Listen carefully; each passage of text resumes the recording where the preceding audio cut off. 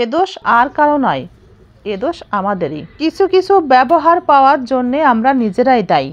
কারণ কিছু কিছু মানুষের পান্তা ভাতের মতো যোগ্যতা না থাকলেও আমরা খিচুড়ির মতো দাম দিয়ে থাকি, আর তখনই তারা আমাদের সাথে বিরিয়ানির মতো ভাব নিয়ে থাকে।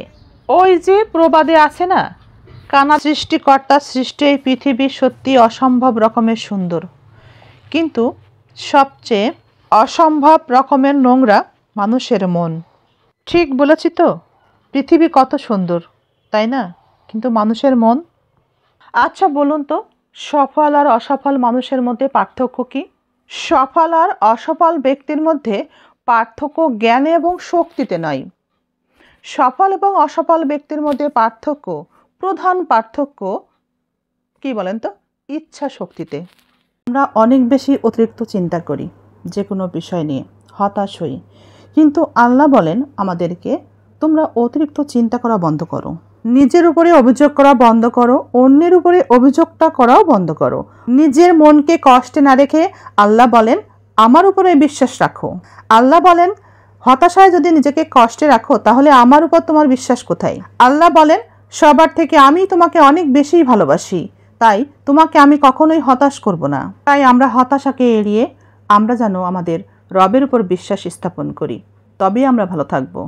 জীবন সঙ্গী যদি স্বার্থপর হয়, আত্মকেন্দ্রিক হয়, জীবনে তখন হতাশা নেমে আসে, জীবন একঘেয়ে হয়ে যায় এবং নিজের কাছে নিজেকে বড়ই অসহায় মনে হয়। একটু সাবধানে থাকার চেষ্টা করবেন। যে বন্ধুগুলো নিয়ে আপনি ভাসছেন, যাদেরকে নিয়ে আপনি ভাসছেন, তারা আপনার গতি এবং শক্তি সম্পর্কে অবগত। তারাই কেবল আপনাকে ডুবিয়ে দিয়ে শান্ত করে দেওয়ার ক্ষমতা রাখে। স্বামীদের কাছে প্রশ্ন, যখন স্ত্রীকে ফেলে রেখে চলে যান একেবারে, অথবা দুনিয়া থেকে চলে যান, তখন কি একবারও চিন্তা করেন স্ত্রী সন্তানকে কার কাছে রেখে চলে গেলেন? স্বামী ছাড়া স্ত্রী যে কতটা অসহায় সেই কেবল জানে। আমরা অনেকেই আমাদের কাছের মানুষের, কাছের বন্ধুদের কাছ থেকে ভীষণ কষ্ট পাই। তবে জেনে রাখুন, নিজেকে যদি সত্যিই ভালোবাসেন তাহলে তাদের দেওয়া কষ্টতে কষ্ট পাবেন না, বরং তারা আপনাকে বুঝিয়ে দিচ্ছে মানুষটি আপনার আপন না, কাছের কেউ না, এবং কাছের কোনো বন্ধুও না। যদি আপনি সফল হতে স্বপ্ন দেখেন তাহলে আপনার স্বপ্ন হতে হবে সবার উপরে।